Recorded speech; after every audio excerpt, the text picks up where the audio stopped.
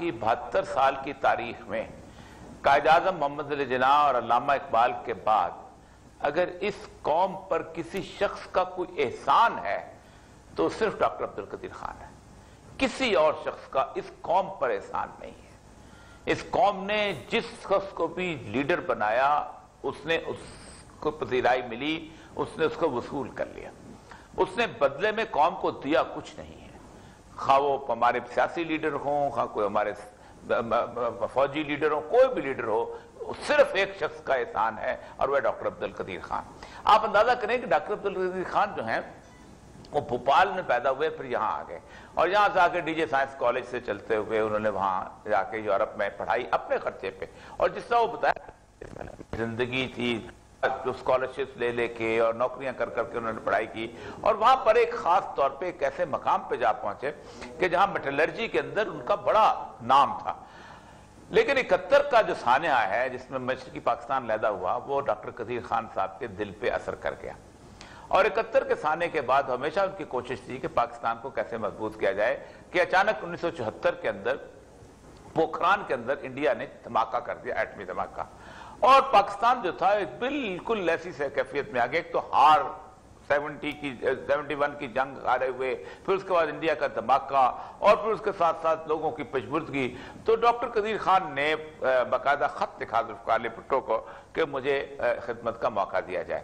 تو بھٹو صاحب ظاہر بات ہے اس وقت پاکستان کے اندر بیوروکریسی چھائی ہوئی تھی, منیر احمد خان اور دیو دوسرے تیسرے لوگ تھے اس کے اندر, اٹامک انرجی کمیشن میں تھے, لیکن بہرحال بھٹو صاحب ان کو لے آئے, اور اس لانے کے بعد بھی کچھ تھوڑا عرصہ تھا تو پھر ضیاء الحق آ گئے. لیکن ضیاء الحق کے آنے کے بعد غلام اسحاق خان کا نام بہت لیا کرتے تھے کہ غلام اسحاق خان کی شخصیت ایسی تھی کہ اس نے اس کے لیے فنڈز مہیا کیے, مستقل طور پر پروگرام کو رکھا. آپ اندازہ کریں گے کہ 80s کے اینڈ تک 82 کے بلکہ 83 تک لوگوں کو پتہ ہی نہیں تھا کہ پاکستان کا جو ایٹمی پروگرام چلانے والے ہیں وہ ڈاکٹر عبدالقدیر ہیں یا ڈاکٹر عبدالقادر ہیں. کیونکہ ظاہر بات ہے یورپ میں ان کا نام کے اوپر ہوتا تھا کہ چوری کر کے لے گیا ہے, راز بہت سارے ایٹمی راز کیا چوری کرنے ہوتے ہیں. مطلب آپ حیران کن بات ہے, کتابوں کے اندر لکھی ہوئی چیزیں ہیں, وہ تو میٹلرجی میں جب یہاں پر بیٹھ کے آپ اس کی یورینیم کو افزودہ کرتے ہیں, انریچمنٹ کرتے ہیں, تو آپ کا اپنا ایکسپیرینس ہوتا ہے جو اس کے حساب سے اس کو آگے کرتے ہیں. اس میں راز چوری کرنے کی کیا بات. تو لیکن بارہ وہ آرٹیکل چھپتے تھے بہت زبردست قسم کے, تو ان کو عبدالقادر لکھتے تھے QADIR, تو ہمارے ہاں تو قدیر قادر ایک اسپیلنگ ہوتے ہیں, تو اس حد تک وہ چیز چھپی ہوئی. لیکن انہوں نے باقاعدہ افغان جہاد کے زمانے کے اندر ایک پاکستان کو بہت لیوریج مل گیا تھا, اور اس سے قدیر خان صاحب کو پورا کھل کھیل کر موقع مل گیا. امریکہ جو تھا وہ مجبور تھا, امریکہ سمجھتا تھا کہ افغانستان کے اندر جو روس کے خلاف جہاد ہو رہا ہے اس میں پاکستان کی مدد کی ضرورت ہے. تو اس وقت امریکی صدر جو تھا ہر 6 مہینے کے بعد ایک سرٹیفکیٹ جاری کرتا تھا کہ پاکستان جو ہے اپنا نیوکلیر پروگرام جو ہے وہ پرسو نہیں کر رہا. اور وہ اس وقت 83 کے آس پاس آپ سوچیں کہ باقاعدہ میں ایٹم بم بنا لیا تھا, اور اس کے اندر وہ باقاعدہ یہ جو مشاہد حسین جو تھے یہ کلدیپ نیر کو باقاعدہ کوٹا لے کے گئے تھے, انہوں نے انٹرویو بھی کروایا تھا. اور اس کے بعد آپ سوچیں کہ اس کے بعد پاکستان کی کیفیت کیا بدلی ہے کہ انڈیا باقاعدہ حملہ کرنے والا تھا.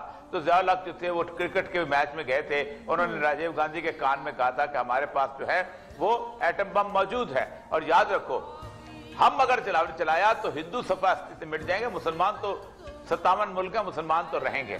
اور اس کے بعد جب 2002 میں یہ معاملہ ہوا, جب انڈیا کی فورسز ساری آ گئی تھی بارڈر کے اوپر, تو اس وقت بھی پاکستان کے ایٹم بم نے ہمیں اس وقت بچایا. تو پاکستان کی جو سالمیت ہے, پاکستان کا اس وقت جو تحفظ ہے وہ صرف اور صرف ایٹم بم کی بنیاد سے وابستہ ہے. ورنہ آپ نے دیکھا ہوگا کہ جو ٹریڈیشنل افواج ہیں یہ دنیا میں ہر جگہ شکست کھا جاتی ہیں. بالکل آپ کی بات بالکل بجائے. پاکستان کی سالمیت اور تحفظ ہے وہ اسی وجہ سے کہ دشمن جو آج میلی نگاہ یا میلی آنکھ سے اگر ہمیں نہیں دیکھ سکتا, دیٹ مینس کہ ڈاکٹر صاحب نے ہمیں اتنا اسٹرانگ کیا, ایٹمی طاقت ایٹمی قوت بنایا, اور یہ کریڈٹ ان کے سر جاتا ہے. لیکن سر میں آپ سے یہاں پہ جس ایک امپورٹنٹ نقطے پر بات کرنا چاہ رہی ہوں, آپ نے تو یہ ساری ہسٹری ان کی ایک سٹرگل کے بارے میں ذکر کیا کہ جناب کل جنازے میں تو وفاقی کابینہ کے افراد نے بھی شرکت کی, ہم نے دیکھا. مگر چند دن پہلے جب ڈاکٹر صاحب کی طبیعت کچھ بہتر ہوئی تھی تو انہوں نے ایک خط بھی لکھا تھا جب وہ بیمار تھے, اور عمران خان اور ان کی کابینہ سے خاصا ناراضگی کا اظہار بھی وہ کرتے دکھائی دیے کہ ان کی خیریت کسی نے دریافت نہیں کی. اور یہ سب یہ جو رویہ ہے یہ رویے کے اوپر بات کرنا بہت ضروری ہے کہ ہم ہمارے محسنوں اور ہمارے ہیروز کے ساتھ کیسا سلوک برتتے ہیں سر؟